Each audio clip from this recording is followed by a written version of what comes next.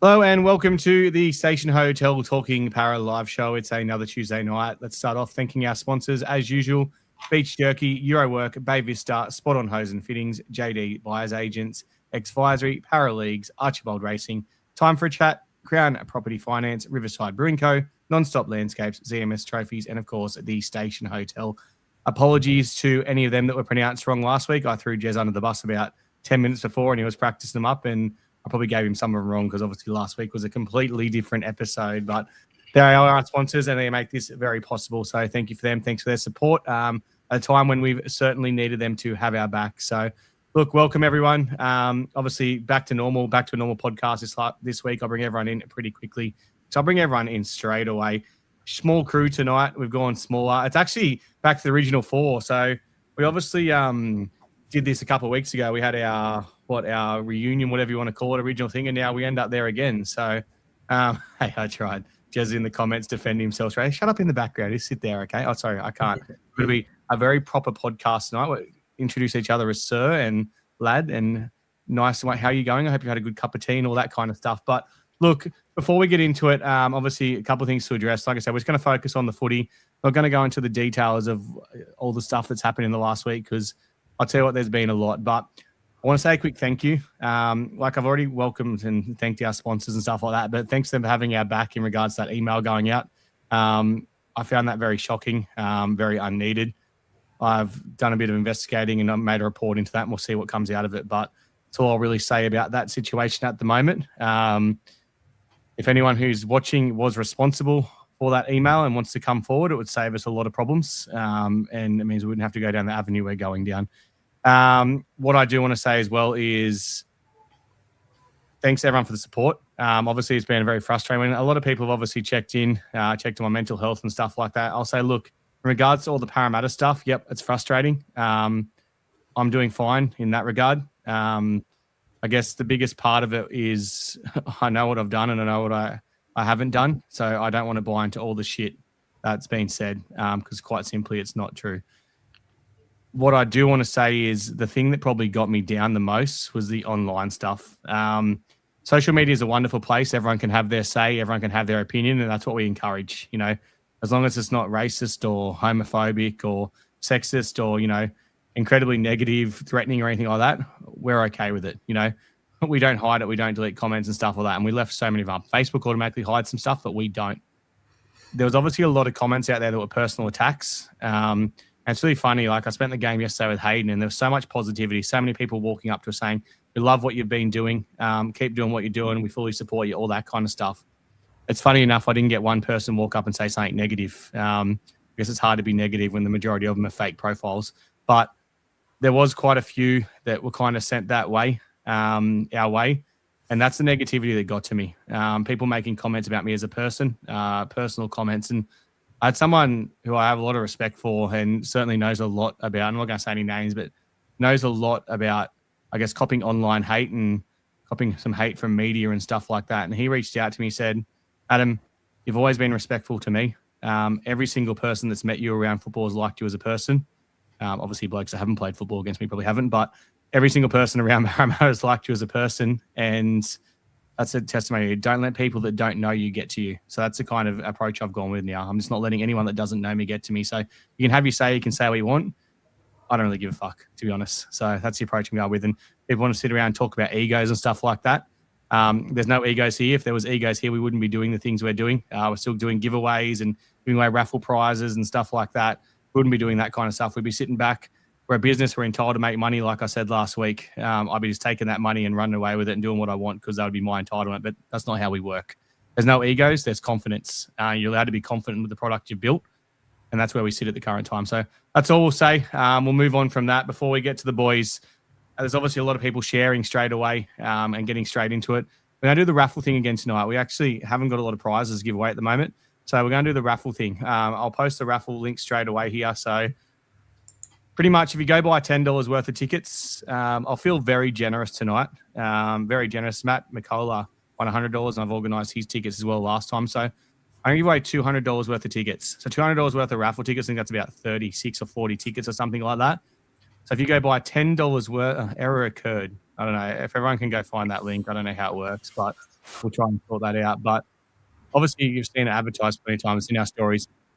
You go across and buy any amount of tickets, starting from $10. Come back and said purchase. Jez will star it, and we'll draw out a winner at the end, and I'll give away $200 worth of tickets. Let's get around. Matt, welcome back. How you doing? What's the news? Yeah, doing all right. Still pretty hurting after last night's game, but yeah, getting there. Yeah, getting there for sure. Troy, mate, rare you missed the game yesterday. You're watching back in Penrith. Hope you did your chores and got on to watch the game. How you feeling? Yeah, mate. Like Matt, disappointed about the loss, but we move on to this week's game. Yeah, I did get my chores done. Made the lawn, and that was about it, actually. But I did get the lawns done. Trying to get brownie points to get himself to Vegas. I think you're getting tips. Is that how it's working? Yeah, chores around the house, getting your buddy pocket money.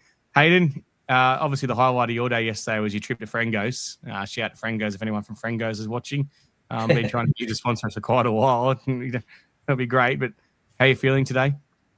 Yeah, not too bad. Obviously, not the result we wanted last night, and not many points in the game, and not anything in the game to start with. At 0-0 at halftime, it was just like 10 o'clock at night. When I fell asleep, I felt like I was going to fall asleep at 4 o'clock yesterday too. So, yeah.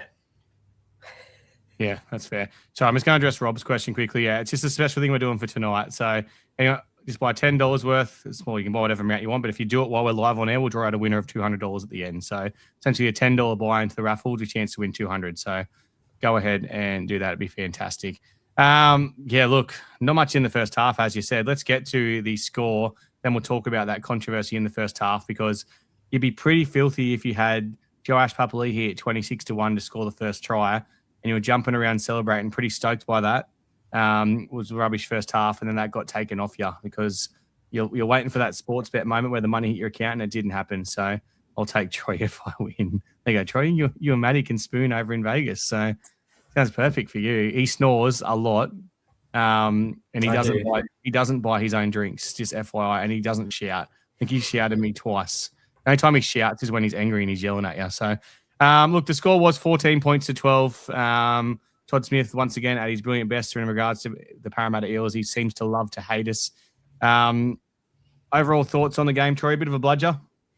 It was a bit of a bludger. Not very exciting at all. But, look, I thought Parramatta, they held in there in the first half. Obviously, I mean, the Dogs didn't give much at all anyway, but, I mean, to hold them out in that first half was okay. But silly errors, especially that second half kickoff, that was a major one. But they did manage to get back, but then just no game management at the end there to try and at least have a chance at a field goal, to have a crack. That would have been interesting if Mitch Moses was there. He probably would have had a crack from 40 out to get that 2-point field goal. But look, great debut from Teacon Brown as well. Very impressed with him. But yeah, it's just disappointing, but it is what it is, and we move on. We do. You sound like you just did a press conference, Matt. Your thoughts? Yeah, it was a good debut by Brown. I think it was 13 rounds too late, but yeah, pushing for him for round one, but he finally made it in the end. But yeah, it was good to see him go through the gap and set up the try, which shows he has the passing game as well. And yeah, it was a bit off and on, just silly mistakes as usual coming out of our own half and penalties when we've got the ball. So what can you do? Yeah, that's a fair shout. Hayden, thoughts? The missed tackles this year are just atrocious, and I know the speed of the game's changed and we haven't adapted to it, but we're just talking about it week in, week out. There are obviously some early changes there from the coach, as our start was quite poor. I think the best way to sum it up is there was some good individual performances rather than a good team performance. So that's the easiest way to say it, I think. Yeah, look, it was one of those games where we didn't look like we had that X factor once again. I think there was there wasn't a lot of line breaks. The first half, Joash went through a half gap, and the second half it was kind of the two tries that were our line breaks. There wasn't a lot else happening in that game. We just had no game breaker once again. That's the frustrating thing. Like, I know we've got injuries and all this kind of stuff, but like, obviously our game management is not going to be there without Mitch. I'm just going to go straight into this straight away because I was going to hold it and I just need to say it because I need to get it off my chest. I feel like as a club, we've done this way too much. You know, back in, let's say 2000, probably not 2009, but we'll start in 2009, but through to probably, 2014 when he left, we built so much of what we did around one player in Jared Hayne, right? So much of our game plan was around Jared. If Jared wasn't playing, we were fucked. And Jared obviously missed quite a bit of footy in those wooden spoon years as well, when we got those 2 wooden spoons in a row. We've gone and we've done the same thing around Mitch now. Like, we're using our backs to get us out of trouble. Our forwards don't seem to want to do the hard yards and don't seem capable of doing the hard yards because there's hands on hips very early on. And that kind of stuff comes from, I guess, match fitness in a way. And they're obviously fit. Everyone goes, they look unfit. They look like they're struggling. No, they're doing the work that every other club's doing at training. But match fitness is a complete different thing, right? When Mitch Moses isn't there to kick us out of trouble, we are completely screwed because we've built so much of our game around working out of trouble with smaller bodies and then getting him to kick us 50 or 60 meters and giving our forwards that rest. When we're getting pushed backwards and we're not making the meters and the kick's landing 20 meters shorter, our forwards are having to overwork and they look gassed. For me, that's a coaching error. And I know Jason Riles is a rookie coach and I fully support everything he's doing, right? I fully support he's still learning and he's going to make mistakes and things like that. But for me, that just comes back to a preseason game plan and the way we're playing. And that's a real issue for me because Mitch has missed a lot of footy in the last 3-4 years. And we'll get to that later as well. And it's just not working for us. Like, we can't base all our play around one player. Do you see any other club in the comp basing, their whole game plan around one player? Because I don't, and I can't say much about one team below us because they don't seem to have a game plan at all. But every other team, even the top teams, like it's Penrith. If Nathan Cleary is missing for Penrith, you notice a difference because he's one of the best players in the game. But if someone steps up and still does the job, Parramatta just don't have that. And that's what I'm frustrated with. And it's gone on for way too long. We can talk about it being a recruitment problem and not being able to sign players, whatever the issue wants to be. But it seems to be the case. You'll get your thoughts on that, Hayden. Do you agree? Absolutely agree. I see a lot of stats on Instagram. I think shout out to random stats guy, random plug here. But I've seen some posts that say, look away, Eels fans, you've won 1 of your last 10 without Mitchell Moses. And I'm seeing that stat and I'm like, it shouldn't be like this. We shouldn't be relying on Mitchell to play. Although he's an important part of our team, his kicking brings so much. He's now the captain of the squad. There needs to be that next man up mentality. We saw it in the Broncos last year when they had all their injuries. They went on to win the premiership. I'm not saying that we've got this first grade team that, well, obviously at the start of the year, I did say we'd win the premiership for the first time ever. But the next man up mentality is sort of not there. Not even sort of. It's not there. Yeah, fair. Troy, your thoughts? Well, there was something interesting on Fox the other day about Manly and Tommy Trbojevic, and they've actually won more games this year with him being out than when he was in. So, and we all know what that happens when he's out. So they sort of rely on him, and not just him, but he is a very key player. But there's just no next man up is going to grab the bull by the horns and just say, I want to get this game going. I want to win this game and follow me. Ash, in regards to that, I'll address it straight away. I already mentioned Nathan Cleary. You take Adam Reynolds out of Brisbane and you put Ben Hunt in, and obviously they've got the ability to have Ben Hunt there, and I feel like they're a better team. Let's look at the Warriors. They've lost, obviously their starting halfback, he's gone, and they're still winning games. They're still in games. Like, I think you could go through and probably say the same for the Roosters. If the Roosters were to lose one of their halves, the next person would stand up because they've got options there. Like, I think it just comes down to not having those options. But so many of our plays, like on the weekend, we scored 2 tries off. Our first try we should have scored was off obviously broken play, as if in errors left, right, and center. But the next one was a Team Cumbrian break, which was individual brilliance. They knew what to expect from Team Cum when he ran on the ball. Joe Ash was brilliant in support. The next one was a Joe Ash short play, which was playing what's in front of him. The week before against Newcastle, we threw the ball around and played razzle-dazzle footy and we're in the game. But we didn't do that in the weekend, right? And we should have done that again because we have no structure with the halves that are there. Like Ronald Volkman is a 6. He'll always be a 6, and Joash Papali'i is a 6 as well now, right? But neither of them are game managers. And without Mitch there, we don't have that. I think letting go of Dean Hawkins was a big mistake. I think everyone says if Mitch was there, we win our last 2 games. Take away the fact that Mitch was there, right? If Dean Hawkins was there, I reckon we probably win those last 2 games. Obviously, we signed Pezzett for that reason, but the decision to sign Pezzett for 1 year, I don't think, we know it was dumb now. We look back at it, it's probably one of the worst decisions the club's made. They signed him to be a 5'8", which didn't work. But as a 7, right, it was unneeded as well because we had Hawkins there that was going to do a job. Your thoughts, Matt? Yeah, we've seen it. You see it in Roosters. They got a 5'8" playing center, and he's absolutely killing it. You see it with Sharks as well. They got no Nico, and they play better. So yeah, it's pretty sad when you see all the players we've been linked with the last couple years. It would have been perfect to sign some of those, but they just pour all the money into Mitch, and it's not working. And I don't know what they do at training. I don't know with the next man up stuff, because you look at reserve grade yesterday, we got pumped by 56 points. So it's like, do they all train together, or was that just one Instagram post they done at the start of the year, having all the teams training together, which we haven't seen in a while?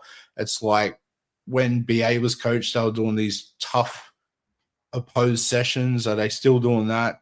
Is Volkman, because they saw Pezzett as the next man up, did they push Volkman to the side? Because we saw him playing a bit of fullback in Cup as well. And I don't get it. Even me, Twitter as well, playing 7 in Cup doesn't make sense to me when he's a fullback. I don't know what they're doing. I don't go to the training sessions, and I just don't get it. Considering this week short turnaround, they're only going to have 1 training session apparently. So I don't know what's next for us. Daniel's comment got me then. Sorry, Matt. I wasn't laughing at you, I swear. That's a good comment. I've completely lost my train of thought. Let's move on. I'll come back. No, I've got your train of thought there. People are talking about Apatwiddle, saying put Apatwiddle on the team. People are saying don't put him in the team because he's left because he's going the Bears. Apatwiddle's gone for an opportunity that he wouldn't have got at Parramatta, in my opinion. Kelma Talangi and Sean Russell are also leaving. Kelma hasn't been, I guess, signed anywhere, but apparently he's been told he can look elsewhere, which was broken ages ago. I can't understand why those 2 are still in the team where our season is clearly over. And people are going, New South Wales Cup, people are playing bad, New South Wales Cup, they're getting smashed. I'm sorry, but some players, when they play around a better level of player, and whether we're winning games or losing game, it's still a step up to play first grade. We know that. They get up for it. Araz Nanva has not played a bad game in first grade. People go, oh, he was rubbish on the weekend in reserve grade. Well, mate, maybe he's got the shits. Maybe he's got the shits because he's been maybe told that he's part of our future plans. There's a bloke there that, for me, ever since he had his head knock, is playing with no confidence, and he's leaving next year. He's signed elsewhere next year. Someone like Sean probably shouldn't be in the team. Let's be honest. They set the standard with Ethan Sanders and Dylan Brown. As soon as they signed for elsewhere, Ethan was obviously completely different to Dylan. Ethan was not to develop him. Now, Sean obviously doesn't need development, but, for me, he's not part of our future plans. Araz needs that development. Get him into first grade for next year. And look, we might sign a center. Araz mightn't be the future, but we won't know till we try him. This is the mistake we made with Blaze Talangi. We fucked Blaze Talangi around for way too long with different positions and didn't give him a crack before he signed for Penrith. If we gave him a crack at 6 where he wanted to be, then he would have turned around and maybe would have seen the potential in him and let him stay, right? But we didn't do that. We knew that Dylan Brown had an option coming up. We could have said to Dylan, hey, Dylan, if you're going to explore that option, go explore it earlier and we'll give Blaze a chance, right? But we didn't do it. So it's just frustrating that there seems to be a lack of standards. And I get we've got injuries and someone saying, yep, we didn't have Junior Paul, we didn't have this, we didn't have all those players on the weekend. I'm sorry, but none of those players we were missing on the weekend, besides Mitch, would have changed that result. Maybe Junior, because Junior could have played like a 7 because we desperately needed a controlling 7 out there. But no one, Dylan Walker was actually playing halfback, let's be honest. Watching that game, Dylan was playing 7. and it was stuck with 2 young 5'8s, and they're young and they're going to get better. Like everyone forgets how young Volkman actually is and the lack of experience he's had, but they're going to get better. It's frustrating. Anyway, let's get to the actual game. Let's go through our player of the match. Who was your player of the match, Hayden? I've got to go with Tencum. Big game from him in his debut. Set up that try. As we said, it's a debut that took too long, and I can't wait to get on the drum and T and come. I'm going to go around the stadium for you, Tencum Brown. We're looking forward to it. Yeah, watching him debut gave you a little bit of smegma, didn't it, Troy? I agree with Hayden. Just 23 minutes of the best. Great line break. And the thing about making his debut is he wanted to be there. He wanted to play. He wanted to show what he's made of. And that's what every player needs to do, just show what they're made of and just smash it. And he certainly did. And, he'll be smashing it this weekend. Stop. Troy? I mean, Yeah. Matt. Anyway, that'll be an interesting drum, Hayden. Especially if you're drinking a cup of tea at the time. But yeah, Tezza Brown for mine. They should have brought him on in the first half. I don't understand why they left it too late. We saw what he was capable of against the Sharks in the trials, and yeah, he should have been running out in round 1. And I don't get it. Like I get it, but I feel like we like to play as an organization. We like to play too many games. And we've done it. It's been the Parramatta way for so long. The fact he was named at 19, and then it obviously broke that he debuted by his school. So it's okay when other people leak information. And then obviously it got around pretty quickly and lots of different pages posted for Parramatta. And I get it. Like it's a mind game. It's a mind game of who we're going to play and who we're not going to play on that bench. But it doesn't work for me. We had 2 spare spots in our roster, and we could have upgraded Tencum before now. We could have upgraded him in round 1 after he impressed us in the trials, and we didn't do it. And we've signed no one. It's June 9. We've got 21 days left to sign someone, and we're probably not going to do it because let's be honest, who's going to want to come to a club that's coming second last and can't play finals football? And you probably don't want the players we are going to sign for next year coming in early anyway. You're on that chant. So, that's the frustrating thing for me is he probably could have been there. I went Tencum man of the match as well. Tencum obviously made his debut, become Eel 8-7-1, made his debut out there at Accor Stadium. He took out our Euro Work player of the match, 1 try assist, 6 runs, 65 run meters, 1 line break, 2 tackle breaks in 23 minutes. That was the impressive thing. We saw Tony Mataele have a very similar game against the Cowboys. And then we've seen Sam Tuivasa do that same kind of thing. That's limited minutes. I'm keen to see what he can do over more minutes. But I need to see. I'd be having him start, to be honest. I'd be starting Sam Tuivasa actually this week. I'd be dropping Williams, putting Williams to second row and Kelmer back to the bench. And then obviously you can rotate and have Tencum come on for Luca or for Tuivasa, whatever you want to do till Junior Paulo gets back. Our moment of the week, Beach Jerky moment of the week, was Brown's debut. And I love seeing a big man in space. There's no better sight than a big man in space. And unlike most big men, he managed to find the pass, which was excellent. And just to round it out, he took out the Supercoach player on the rise. Smashed it. I don't know if cheapies are still a thing. I actually didn't talk to Joel about this one because I've been flat out all day, but $205,000 he's worth and 53 in 23 minutes is certainly impressive. So that was those side of things. Our fan player of the match was Joash Papali'i. I haven't seen the words all heart used as much since people spoke about Gutho, and that's what people are saying. Puts in all heart, never stops trying. So Joash took it out fan-voted player of the match. A close second in that one was Tencum and Jack Williams, honourable mention as well. Let's talk defence. 61 missed tackles for the Parramatta Eels yesterday. Now, the fact we only let in 2 tries and only 1 try actually came off 2 missed tackles in that 1 try. The other one was off a kick. Either the Bulldogs were really bad or we're deliberately missing tackles and backing our scramble. I've got some questions to ask about defence, and I have all year. What I will say is a lot of those missed tackles, I think Talon missed about 9, Joash missed about 8, Volkman about 4. A lot of the little young blokes, obviously little bodies, they're getting up and they're putting on that first contact and they're getting bounced off, but they're making an impact still because they're hitting it with all their might. it means that someone else is coming there. Now, the counting is missed tackles, so you can probably take away 20 missed tackles from that. And then obviously the second rowers would come wrapping them up. I'm still not a fan of this. I'm still very much a fan of your second rowers and your centers protecting your halves, but it doesn't seem to be happening. What's your thoughts on the defense, Troy?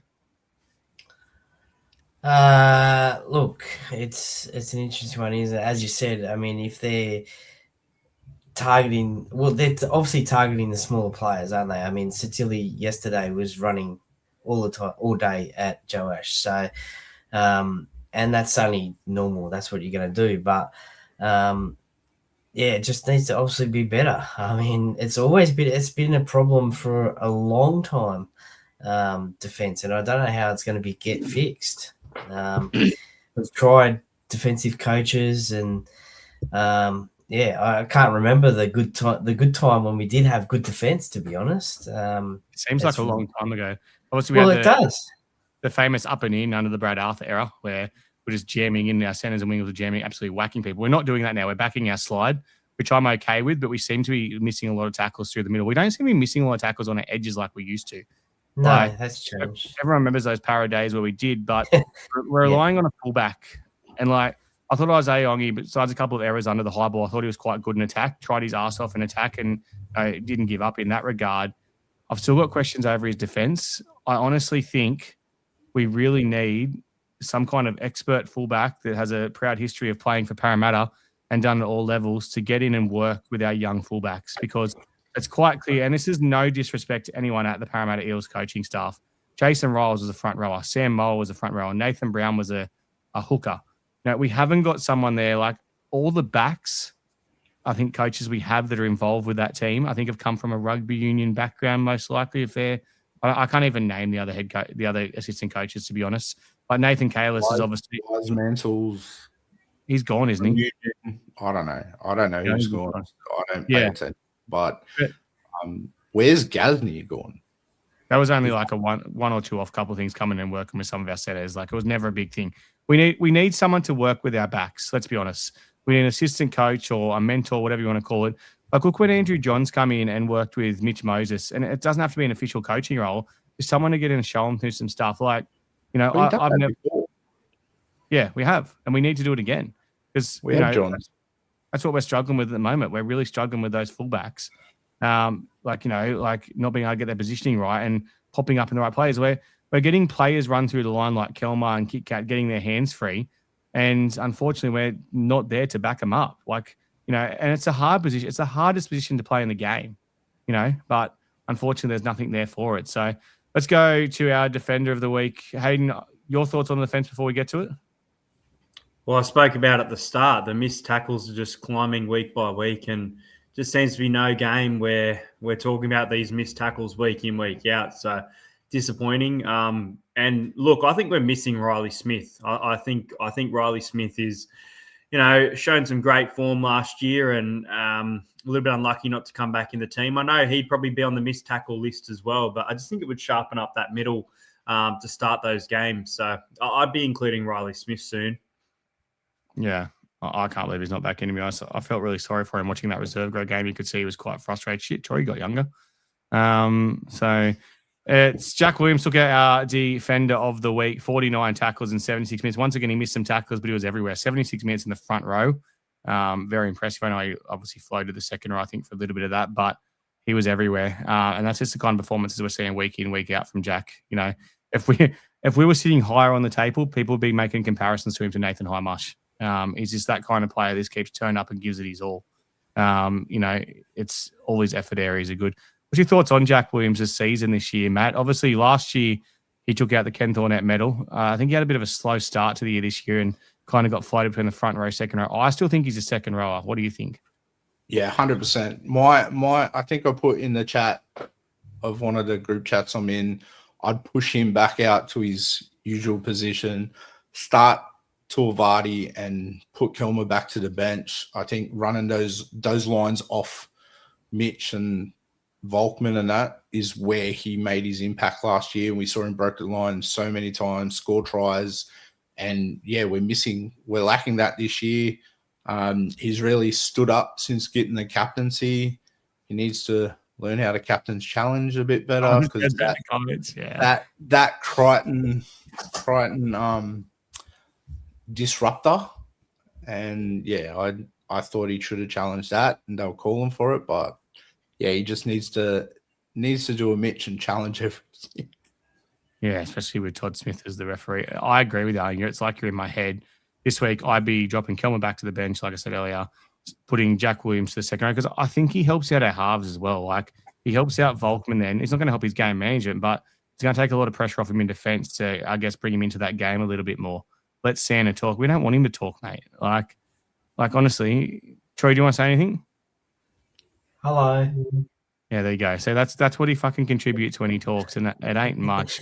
Our top performers from this week, Iongi and Kelly once again. Kelly, 206 run meters, 22 runs, 4 tackle breaks, and 1 offload. So Kelly just continues to turn up. It's funny, the Kelly haters haven't been out there this week. They haven't been bashed him this week. They found someone else to bash. Iongi once again, 22 runs from both of them. Fox had a cracker of a game against the Bulldogs. We always knew that was going to happen. And pretty much all there is to kind of highlight there. Obviously, the tackles pretty well spread out besides Jack Williams. I think thinks it's about 4th or 5th in the NRL for the tackles now. He's really up there. So go to our 3-2-1 from this week, voted by us, is Tinkham Brown took out the 3 points, Joash Pupley took out the 2 points, and Jack Williams took the 1. Funny enough, they're the players we've spoken about tonight. That takes our leaderboard here with the ZMS trophies to Josh has kicked clear. 12 points clear. So it's 5 points clear. He's on 12 points. Volkman 7 points, Junior 7 points, Mitch 5 points, and Jack Williams moves into that top 5 on 5 points as well. He's kicking pretty clear. There'll be a late rush, we think, obviously, when we get everyone back on the field. But who do you reckon will take that out? Hayden, the player of the year. I mean, that's a pretty lengthy lead to Joash there. Oh, you've got the names off, so it would have helped me with the names there. Look, Junior's missing some time. Mitch is off on origin duties. Captain Jack's putting his heart on the line. But, I mean, I think Joash gets it. It's the halfway point of the year, 5-point gap. I'll say Joash gets it with 23 points. Oh, okay. It's going big. He's just been rewarded for consistent football, I think. He's been constantly piling points when others haven't. Troy, who you got? Well, I think Joash as well, because I think he just keeps on trying. And that's what we like. That's what we like. Fire up. I can't fire up about this. But anyway, no, Joash will win it. Joash will win it for sure by the country straight, the country mile. He's been invited on the podcast tonight and he hasn't come on now. He's telling everyone to bloody fire up. Get on here yourself and fire up, mate, instead of commenting. Like, what, you got bad internet or something? Matt, who wins it for you? What's Iongi on at the moment? I think. Hang on, he's not even in the leaderboard. I'll go to the. I'll go to the 4, isn't he? I think. Wasn't he? 4. No, he's on 5 as well. Yeah, so I'm tipping a late run from Iongi. Okay, yeah. It's probably the only one I give a real chance at actually coming and taking it out, because like when I've got obviously the benefit of having the full list here. Sam Ryaney's also on 5 points and he was playing well. Kit Kat's on 14, come on 3. No one's been consistently scoring points besides Joash, Volkman, and Junior for about 3 weeks there. Everyone else there's a lot of 3s, there's a lot of 2s, and a lot of 1s. So it's quite challenging to work out. Someone has to be really consistent, take those 3 points and stand out every week, and no one else seems to really be doing it. That's pretty much it from the game on the weekend. I haven't got a lot to add. I'll say congrats to the Parra fans for turning up. 37,000 there. It's kind of a reflection of where we are at as a frustrated fan group at the moment. Probably only 6,000-7,000 Parramatta fans there on the weekend. I'll try and get Troy. Oh, I got Matt. There you go. That's a fine. I knew I'd get him. How good. Yeah. So we made some noise. The Bulldogs crowd, the atmosphere was fucking terrible. Me and Hayden were taking the piss out. People crap on about the Parra doing the Parra chant over the PA. And the only time they got a crowd chant going was literally when the guy shouted out, "Let me hear you, Bulldogs fans, Bulldogs," to get them going. It was disgraceful. He actually said across the PA system, we need to be louder than these Parra fans. Let's make some noise. They couldn't coordinate their drum because every third bay had a drum. That was the problem. They couldn't get it going. So we had a lot of fun. The amount were there, but it was disappointing to remember when we were the club that never got outnumbered. Like, you go to an away game or a game at somewhere like a Core or Allianz Stadium, you'd be so proud to see how many Parra fans are like, it gave me a lot of pride that it was our away game, but we had more fans there or close to. We're always the noisy ones stuff. That's just not happening anymore. Because they're losing their bandwagons. Well, fans are getting frustrated. I think it comes from a lot of things. Like, it comes from one, losing. Like, it's a result-driven business, and bandwagons are a thing. I think fans is very frustrated the way things are going. And, you know, last year at the end of the year, our crowds picked up because we had that positivity of looking forward to this year. It's not there at the moment because, let's be honest, we're looking at 4 years in a row without playing finals football, like I said before. And every year we get this build-up, this promise, and the memberships come out and we all get excited. It's going to be our year and we're going to go better. But the reality is we're not.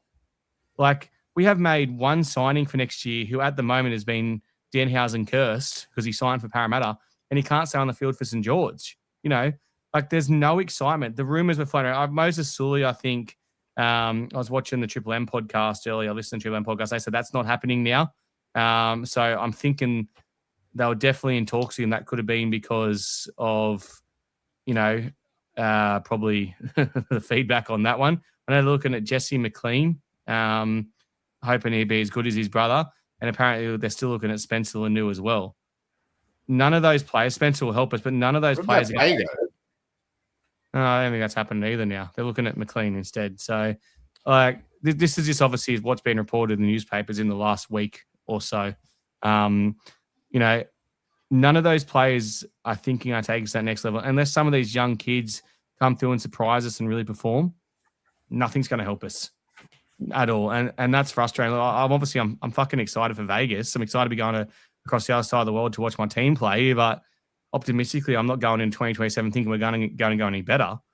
And I don't think anyone is. Like, we've got to show something in this next, 13 weeks or 12 weeks, whatever it is, 10 games, for me to turn around and go, holy shit, we're going to go better next year. Because at the moment, I just can't see it happening. Before we get into, obviously, some news and preview next week's game, I will say it one more time, and I'll post it one more time. Hopefully, if I still can post it. Boom. There we go. We're giving did it work, Jez? Yeah, it worked. $200 worth of raffle tickets into our Vegas raffle prize. So go across. All you got to do is buy $10 worth of tickets to go in the draw. I think there's about 9 or 10 people done it so far. Buy $10 minimum worth of tickets, and I'll draw out a winner to win $200 worth, and we'll purchase them for you. Big chance to win that. So get across and do that. Let's get to the news. I know everyone wants to talk about this. There's going to be a lot of comments in the post. Mitchell Moses has been named in the squad, named in the team now for Game 2 of Origin. Hayden, you're a filthy fucking Queenslander, but I'm going to let you have your say first this time, and I promise we're not going to mute you or kick you out because this is actually important because I'm just giving Jez the warning not to kick you out. I promise we won't kick you out, Hayden. Now, he can't see you, Jez. Only I can see. He's giving you the bird. So your thoughts on this, because obviously as a Parramatta supporter, you're going to have the most biased probably opinion, I think, in regards to this because you don't give a shit about New South Wales and you probably don't want him to play. What is your thoughts on this situation? Well, I fucking got him. Go! Sorry, Hayden. No, I generally did want you to do it. So come on. And now Hayden's going to say, I knew we were going to do that. I knew that was going to happen. No, look, for Origin Game 2, if we're going on Game 1, for the Blues, I thought Ethan Strange played a great game. And Mitchell Moses, I'm not sure if it's a club decision or if it's a Mitch decision. It's really interesting to see that the captain of the club and someone who has missed a lot of game time, I have a lot of respect for Mitch, but I can definitely see both sides of the equation. Fans are getting frustrated, and this is hard, but I believe that we win our last 2 games with Mitch on the field. I know you said Dean Hawkins there as well. I actually think Jacob Arthur playing a genuine 7, we probably win those 2 games. But the fact that there was a statistic that the team that plays between Eels and Bulldogs would be 2 points outside the 8. If you think about those 2 crucial games and our season now coming to an end, and you think about Mitch having the opportunity. Now, the issue with this is, by all reports, Mitch is not... Sorry, Hayden, can you just stop for a second? Comment 1, obviously, for yes, and 2 for no. I just want to address something, because this bloke here is one of the idiots I was talking about earlier in the week, who has not stopped talking shit all week, Daniel Richard, mate. You come in here straight away, your first comment, you've never been on a podcast, you're turning around saying we're causing divide. No, mate, we're fucking discussing things that are important to Parramatta, all right? We're turning around, we're discussing things about recruitment. I want to see your background in rugby league, mate, because I reckon you've got no idea when it comes to recruitment. Have you ever been a general manager of football? People can have discussions and talk about fans, and you, my friend, are not welcome here. Jez, boot him. I'm sick of the wanker. All right, continue, Hayden. Where was I up to before? Someone give Adam a Snickers because he's not him when he's hungry. But I'm allergic to peanuts, by the way, so don't do that. don't do that. No, look, I can understand fans having their frustration, and I think it does give the Maroons a little bit of an advantage if Mitch plays, if he's not fully fit as well. But yeah, I hope that everything that's been reported by Mitch and the Parramatta Eels is correct in relation to his fitness, because if it wasn't true and Mitch was fit, it would be a little bit disappointing to see that our season comes to an end over this when there's 2 games that we've definitely been in, even though more so the Knights game, because I thought that was an overall good performance, whereas this game was absolutely shite. But yeah, as I said, I can see both sides of the equation, but obviously at the moment, people are saying yes. That's all we've got time for tonight. The Queenslanders spoke about New South Wales for half the show. Trey, what's your thoughts? Yeah, look, I don't begrudge him for wanting to play for New South Wales, but I mean, New South Wales don't pay his $1 million salary either. And it's a bit of a tough one because we've got the bye next week. And, he probably should have, if he was right to go, he probably should have played on against the Bulldogs, I think. Maybe not so much against Newcastle, but definitely against the Bulldogs if he was right to go. It is a tough one. I mean, you obviously want your best players in New South Wales, and he's probably the best 5'8" he's a halfback, but he's the best halves combination. But I'd rather see him play for Parramatta, but and that's being a New South Wales fan as well. You're struggling to spit it out tonight, aren't you? You just you on like some kind of haven't had a drink for a week or something, because you're really delayed with you getting. Actually, when was my last beer? Go have one. You might improve. Matt, your thoughts? I get it, but I don't like it. I think it's good for him to be around that caliber of player like Cleary and Tedesco and all that. I don't feel like. I think he should have played. We saw Crichton play injured. We saw Cleary with like strapping on his hip, taking Panadol at halftime, and he managed to play injured. And Panadol. For him to have Panadol. Is it not Nurofen? Yeah. Pepitol, BP 157. But I feel like he should have played yesterday. I feel like if they done it as a precautionary reason or whatever, then for Riles to come out saying if the game was on a Saturday or Sunday, he would have played, but yet he can do a fitness test for New South Wales staff at Parramatta, a secret fitness test that Channel 9 cameras just happen to be there for, and pass that to be called into Origin. I think he still should have played. These guys are athletes. He can back up for Origin even if he did play yesterday. I'm gonna have my say, and obviously the fitness test kind of that he did change things as well. I still think Mitch deserves the respect to be able to play at that level. Like I've said, our season's been going nowhere for quite a while. Yep, we probably win our last 2 games if Mitch is there, but I still don't think we play finals football. I'm sorry. Looking at the back end of our draw, I don't think we did it. We can do it. I want Mitch playing that level just to get that more big game experience. I know one of Mitch's focuses, I think he come out and said it, was he wanted to play, all 3 Origin games because he hasn't been able to do that. Yet, here we are. Obviously, he's only going to play 2. I think once Mitch ticks off that, obviously winning that Origin series and stuff, if Parramatta were in a position next year where they were going to fight for a competition or something and he was carrying some niggling injuries, I think Mitch would make the choice maybe to not play Origin. But because he hasn't done it, I think that element's always going to want to be there. Because let's be honest, there's a big chance if Mitch Moses spends the rest of his career at Parramatta, he's not going to win a comp. So he might as well win as many Origin series as he can. That's the frustrating. And I get why Parramatta fans are frustrated, but I don't think the frustration needs to be pointed towards Mitch.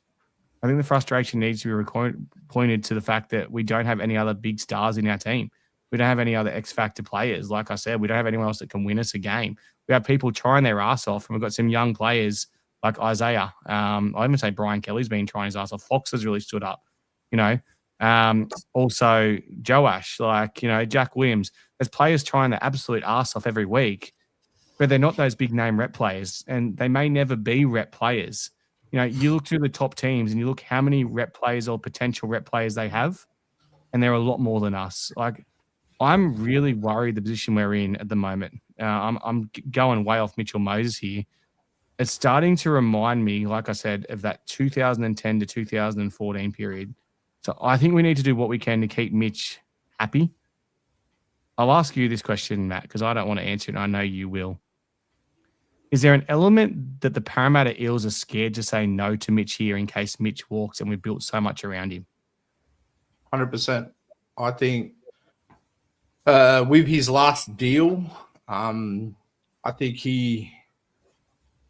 to me, Mitch is still, and 100% he should play Origin, and I feel like it's rewarding for him considering, yes, he missed the first birth of his first kid to play in a preliminary final a couple of years ago. But when you're the club captain and you come out and say, I want to win a premiership, and Parra's the club I want to do it in, I'm the captain, this is my club, I've been in Paris since I was born and all that stuff. And then to get cameras on you filming a fitness test on the day of a crucial game when you probably could have played in it, I feel like, yeah, and it was at Parra. I feel like, yeah, I think in a way the club is letting him do this out of respect and they're scared to lose him. But in a way, I think it's also trying to divide the fans by having the cameras at that training session and reporting it as a New South Wales fitness test before the Dogs game, knowing the backlash it will have. If you're having a secret training session, why is the cameras there when they shouldn't be there when it's game day? Like, I don't get it. That's frustrating as well. Like I said, it's an element of, I guess, of do they want people to turn on Mitch? No. Do they want people to, here he comes, he's in, he couldn't help himself. Well, it's got to change our thing and bring him in. Sorry, Jez, you're going to pop up here. But in the head. Do they want people to turn on Mitch to distract some other things going on at the club at the moment? Joel, give us your thoughts on Mitch. Give us your thoughts on Parramatta. Everyone, sit back, relax, have a great time. Where's the atom bomb thing going on? Oh, it's going on. I was going to make it, but I couldn't find it. And anyway, go, Joel. What do you got to say? So, firstly, just logic, and I have to be quick. I can't be too long. Sorry, but I've seen a few comments already. Your brother's one. A few people are in the comments are saying some certain things. This isn't just about him playing next Wednesday. He has been, Laurie Daly's come out a number of times and said he has to be there training this Wednesday. He has to be there playing and training every session. He's been doing and talking about for the last week and a half, all his focus has been on is being fit for the Blues, not Parramatta. He's the club captain of the Parramatta Eels. We are currently in one of the worst stages of our bloody Parramatta lifespan at the moment and how bad the club is going. We are going backwards at a rapid rate, and our club captain is more worried about playing for New South Wales than helping the club get out of the mess we're currently in. That's the biggest problem out of all of this. Now, no one's going back on Moses, but the fact that he couldn't even be named on our extended squad in the lead up to the Dogs game, and if he pushed too much and something didn't happen, then albeit no worries, don't play, all good. But while we're playing the way we are, we're struggling. Like everyone has said, if Moses is on the field on one leg last night, we won that game. That's the hard part for us fans to sit there and cop. He has been all he's worried about the last week is playing for the Blues, and that is fact. That's all he has cared about. Not once I've ever heard him in any interviews or any time a reporter comes on and just says, I just spoke to Mitchell Moses. Not once have they said he's prioritising getting back for Parramatta Eels. He's been prioritising going to play for the Blues. And like Troy said earlier, who pays his wages every week? Not New South Wales. The Parramatta Eels do. But that just shows what the club is about. And it's not about banning him from Origin. And it's not about the comments earlier about Penrith rested players, blah, blah, blah. No one's saying don't rest Moses after Origin. 100% rest him. Rest him all you want. I don't give a shit. But last night, he should have been there. He was fit enough to be doing vigorous fitness tests, which we all know are pretty big to get fit for Origin. Or actually, who knows with Laurie Daly coaching. Probably just went for a beer. But anyway, that's just I hate it. I really hate the logic behind it. It's not about turning fans against. We all love Mitchell Moses. We all love the fact we've got an Origin player there for our team. The other problem with Mitchell Moses is he's very poor at recruiting players. Let's be honest. Like we're spending all this money on him, and other teams have like the Clearys and stuff who are just star power. They can pull players in. We've gone all in on a bloke who hasn't played more than 15 games now for 3 years or something, and he hasn't been able to get us any big name players apart from a guy who literally spat at our club after a year and walked out on us. So, drop the mic. Anything else you got to add? How are you feeling about the club situation at the moment? I know you've had a bit to say there as well. Well, I have, and obviously the loonies have been in there, and the fanboys have been into it, which is all fine, well and good. I'm just talking about, from a club point of view, I'm just completely fed up with this club, and I'm just sick and tired.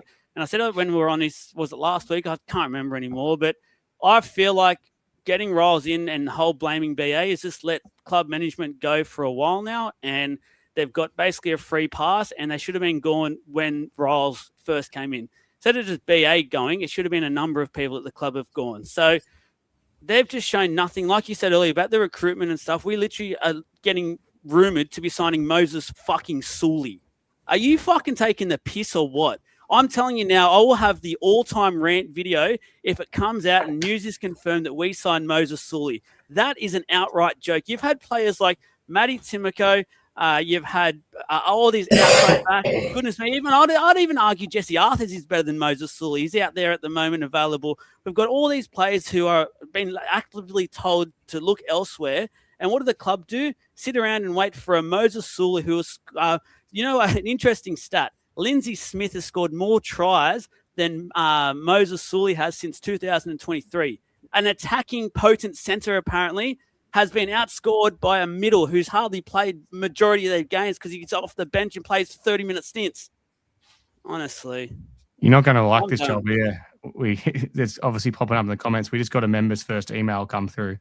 Moses Sully commits to the Eels for 3 years. Mute me. Oh. But you're right. You're right. It's frustrating. We're honestly turning into the St. George Illawarra Bulldogs.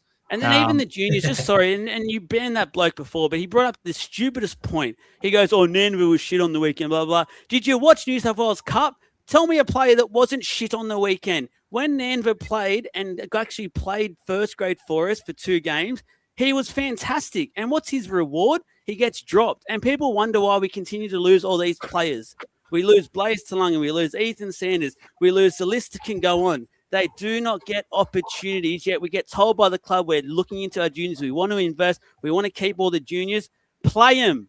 Look at Jack DeBellin on the weekend. I'm going to call him out again. In the second set, he is literally walking back with his back turned.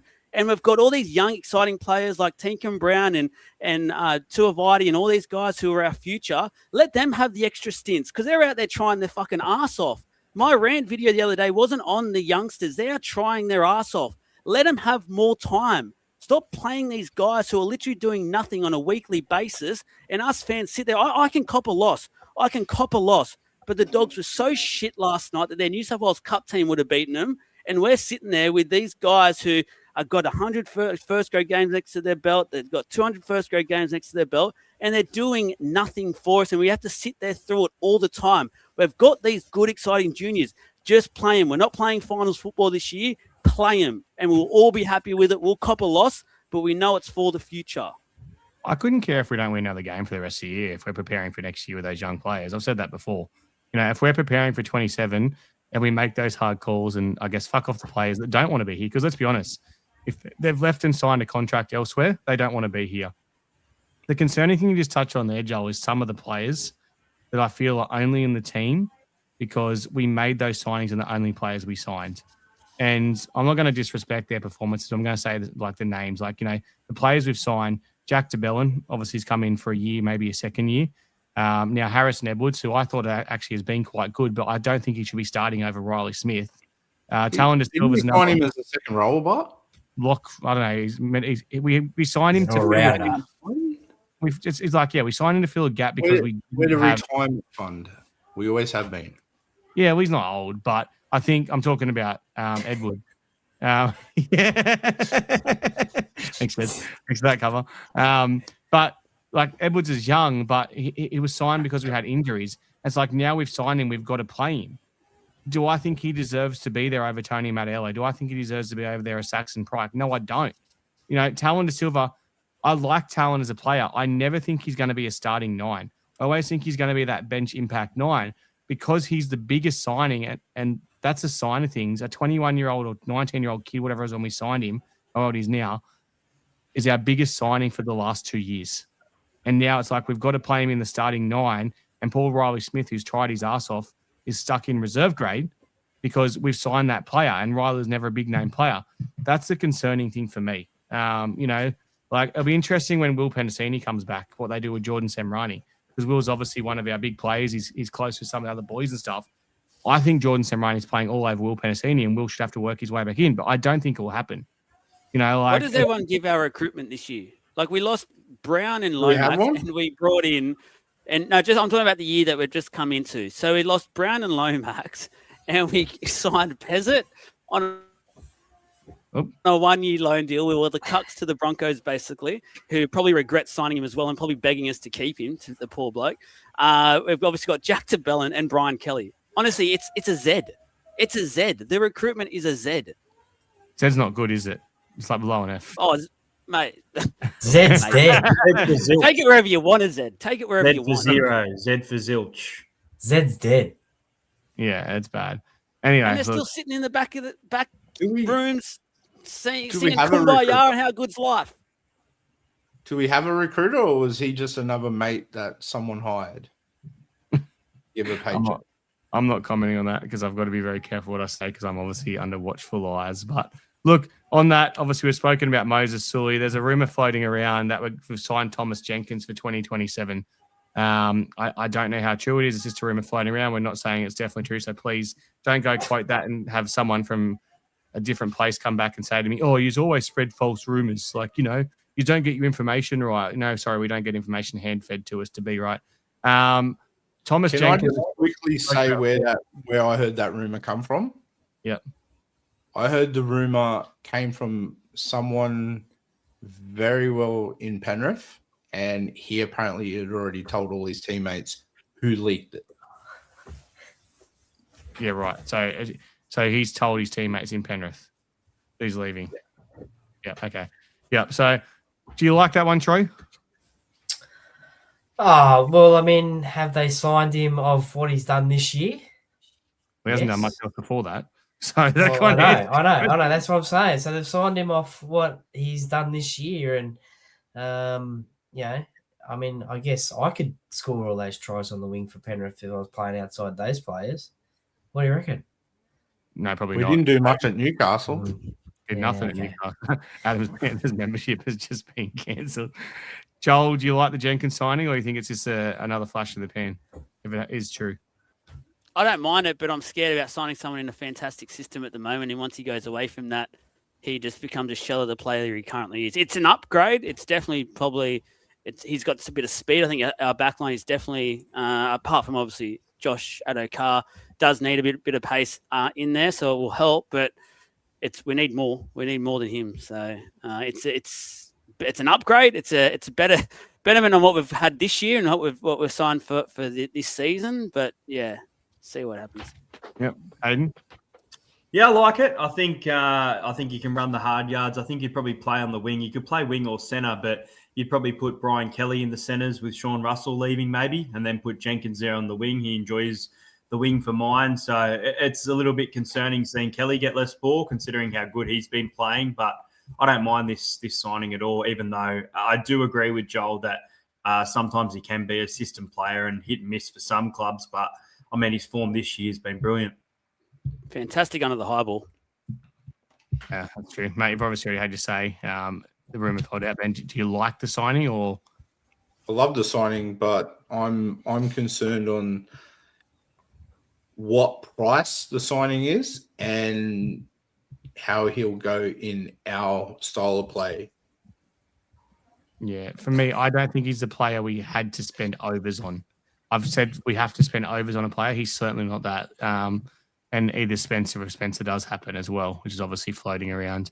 Look, it's obviously there's not a lot else. We'll go to the next match. Next match is obviously Parramatta versus Canberra on Saturday night. Origin affected the game. They'll be without Ethan Strange and Hudson Young. Part of me hopes that Ethan Sanders absolutely kills this game. The current position we are in. Saturday night, I won't be there, that's for sure. Obviously, with a pending baby. I know Troy and Hayden will be there. Matt, you'll obviously be there as well. Go through the team list first. No changes from the team that struggled to score points on the weekend. Starting 13 remains the same. Bench remains the same as what it did start. Or Charlie Geimer goes to 19 as well.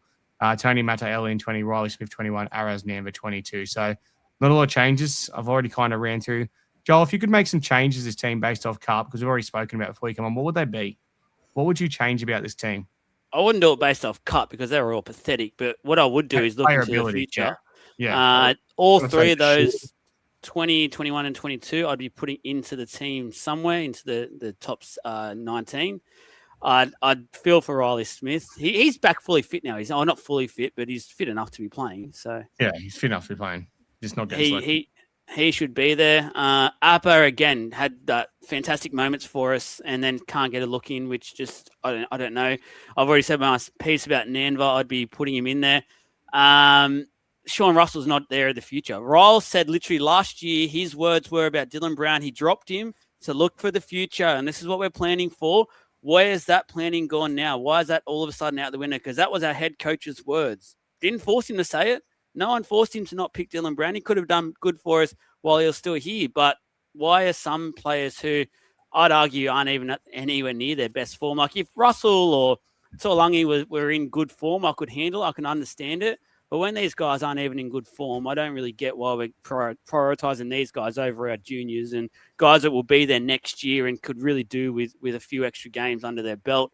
So, yeah, all three of those I'd bring up and just take out whoever you want. I'm kind of agreeing with you. I'm dropping Appa out, obviously, to fit that same kind of thing that he's not part of the future plans. But I'm also dropping out Russell and dropping out Kelmer. So I'm moving Jack Williams to the second row. I'm starting Tuivasa in the front row, dropping Russell for Nanva, putting Riley Smith into Phil Apatwiddle's spot there, or Riley starting Talon on the bench. And I'm bringing Josiah Ayuna Futa into the team as well. He's touted as one of our future second rowers, so he might as well get a crack sooner rather than later because I'm not impressed. Like Kelmer's making a lot of defense and stuff, but he's just missing a lot as well and doing a lot of dumb things. So why continue to work on someone who doesn't seem to be obviously turning up? So they're my changes I'm making. Look, obviously it's an origin-affected game, as I said, so you'd have to think we're a chance. My concerning thing is that we come out and we beat this weakened Canberra team and we write it off as a success. And we talk about how well we're playing and this win's been coming because we've been close in games for a while. So let's go to everyone's bold predictions straight away. There's not a lot to talk about the game. I'll start with you, Joel, your score, first try score, and your bold prediction. Oh, I've got to go now, guys. Sorry, I'm out of here. Score, honestly. All right. It's going to be a dour affair. I can just feel it again. I'm going to say, I don't think we'll win the game. I'm done with it. I'm going to go Raiders 20. We'll go to 10. Lucky if we even score 2 tries. Sick of it. First try, though, I reckon, just because we've just been speaking about him, I reckon he'll come out and he'll have one of those games. Sean Russell, first try scorer. And I reckon 0-0 again in the first half is my bold prediction. Another dour half. They got too much attack. They got too many X factor players still. They can't not score points. So, Matt, yours? I'm going to see, because I'm on a Parra podcast, I've got to choose. Yeah, we know. Coles Woolworths. Yeah, I know. Yeah, Coles Woolworths. I'm going to go 24-20. I'm going to go first try scorer. I'm going to say Box. And I'm going to go Volkman double into a try assist. Yeah, I'm going to go next. And good luck, Ethan. I'm going like Joel as well. I think it's going to be a very, It's not going to be great for now. I reckon it's going to be one of our lowest crowds for quite a while. It's getting colder. Obviously, there's not a lot of motivation around Saturday, 7:30 during Origin period. It's not going to be great.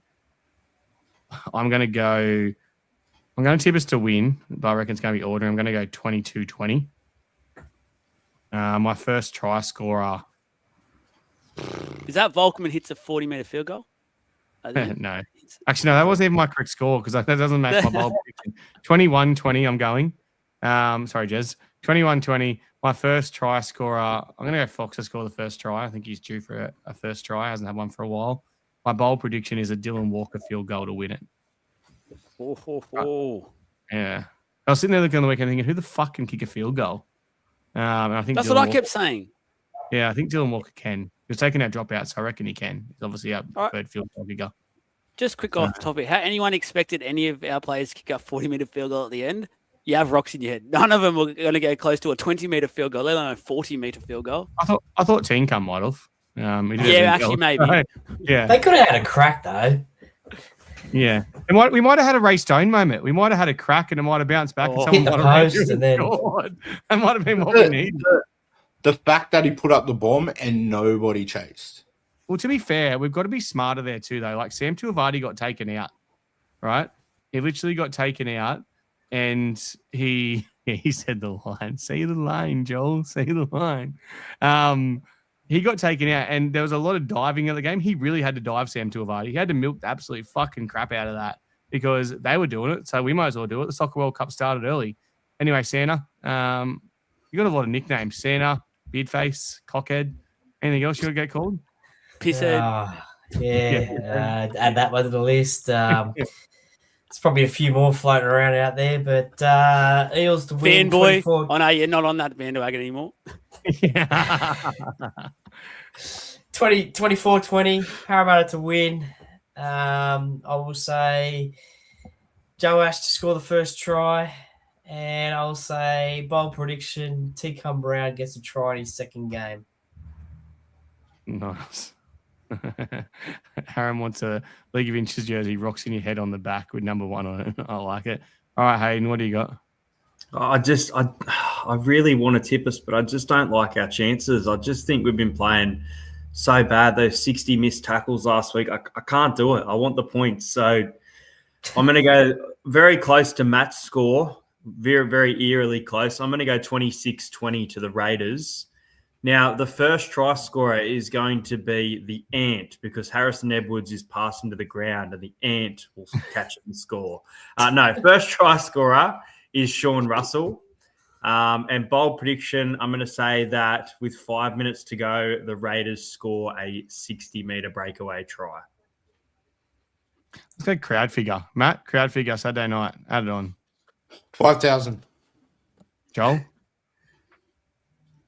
I mean, no clubs out there fudge their crowd numbers. So knowing that, I will say 10,720. I was about to say very similar. I'm going to say a legitimate crowd of 8,000 and a fudge crowd of 11,528. Troy? 11,273. Lower. Hayden?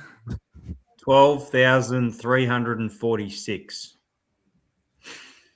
Yeah, because no one lies about a crowd. That's for sure. Let's draw this. Obviously, 7 people went and bought tickets. The winner is number 5, going to the thing, not going to the started comments. It's easier to do it this way. 1, 2, 3, 4, 5. It's not you. It's Sonia Starnman. So, Sonia, if you're here, message the page and you've won those $200 worth of tickets. I'll organise them for you so you get some details off you. So, please message the page. I think that's pretty much it. We'll go to a couple of questions. If there's any good questions, quickly fire them away, and then we'll get out of here. Here's one here. Serious question. What are we going to do next year if Ronnie and Pez leaves? We won't have a backup 7. Well, obviously the plan's Lincoln Fletcher to be the backup 7. With that happening, obviously Pez leaves, and Ronnie is apparently going to Super League. There's a bit floating around. They might be going to keep him for one more year just to give Lincoln more time to develop. But if I'm Ronnie, I'm saying show me the money. Like, man, he could go over there. The only thing that's stopping him from being the best halfback in England is Nathan Cleary going to England. Like, besides that, He'd kill it over there, man. There's no defense. Like, there's no defense in this league. He'd kill it. Look what Brody Croft's done. Brody Croft's gone over there and absolutely killed it. He's the best 7 in the game over there at a couple of different clubs. So, yeah, this is an interesting one. I'll ask you this. I'll ask 2 years. I'll ask Joel, then I'll ask Matt first. Would you go after Blaze? He's on the market November 1st. First of all, I don't think Blaze OAC loves Parramatta. I don't think he'll come back. Why the fuck would he leave Penrith? Only way he leaves Penrith is if everyone else is leaving. Matt, would you go after him? I would, but saying that, we never thought we were going to lose him and his management. So I think that's left a sour taste in our mouths. So I don't think the current management, after that whole issue, will go after him again. I'd love to see him back. I think he comes back at some stage in his career. Same with Ethan Sanders. I think he comes back some stage in his career, but I don't see it. And he was so good to us, and they won't get him back. Joel? I'd take him back for sure. However, I know where Matt's going. I don't know what to say at the moment with everything that's going on in the background. So I'd love to have him back. I think a few things need to change at the club before he would. Yeah. Okay. Yep. Entertain the idea of Yes. Thank you, Troy. Thank you very much. I think the other thing to add is Penrith's basically fallen apart now. Like PNG's coming in, they're going to be going. They're becoming the PNG Panthers. So there'll be a few more that go over there for that. I think it's a great time to try and get him back. What is he worth? That's probably the next question. I wouldn't go over the top with him. When's Ryder make his debut? That's the other interesting thing as well. Obviously, there's that factor of it.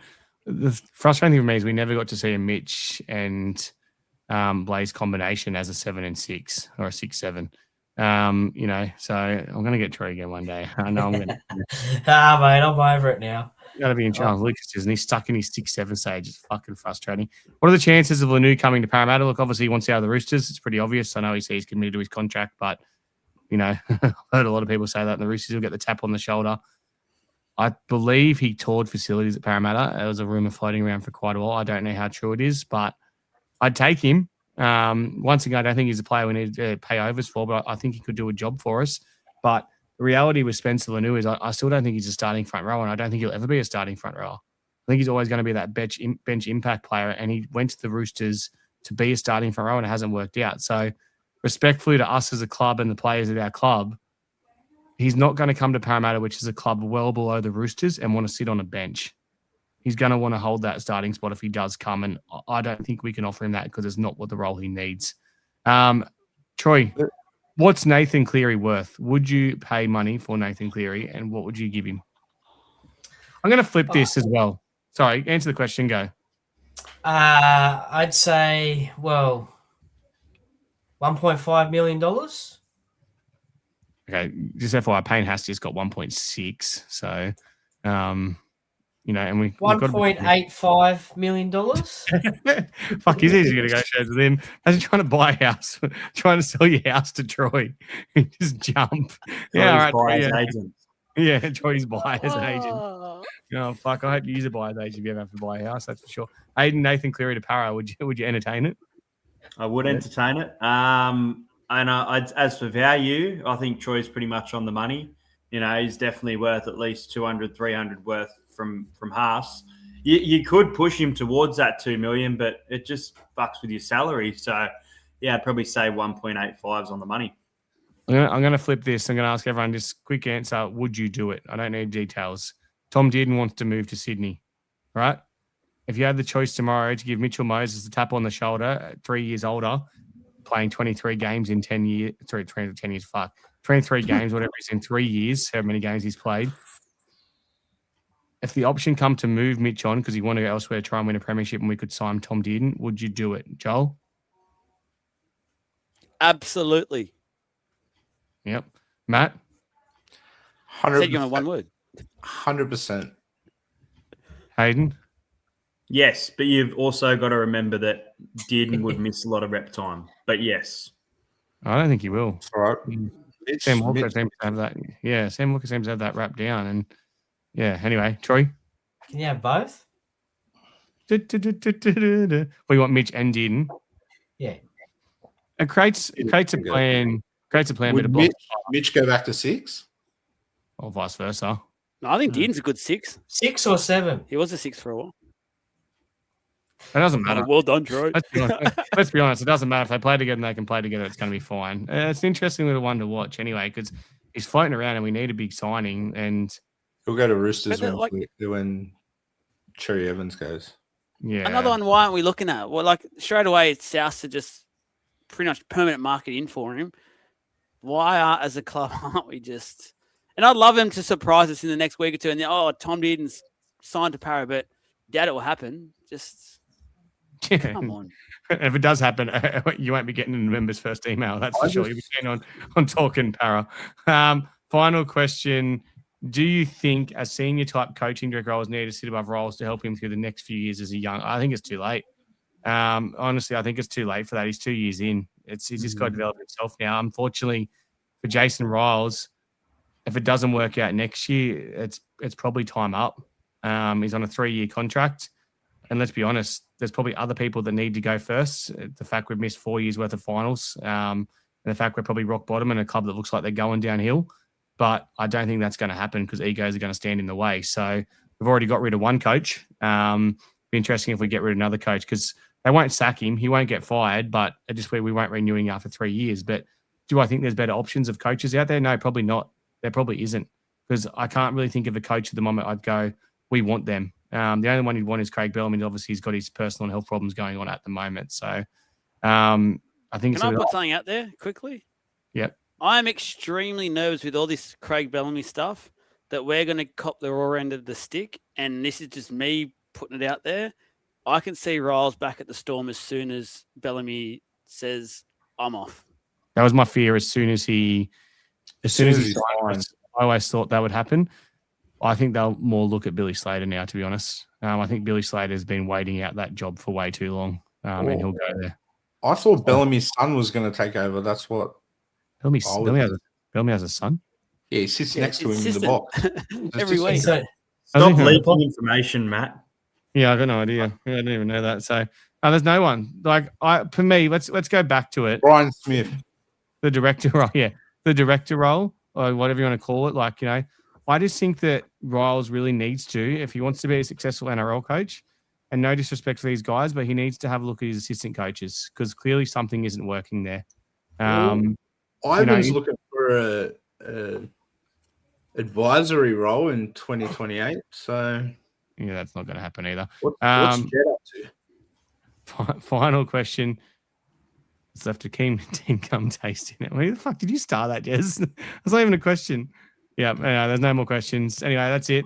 That's all we've got time for. It was meant to be a quick show. It was only meant to be 4 of us, and Joel come in and ranted, but he was invited, so that's okay. Sorry. You didn't reply to me. I would have been on earlier.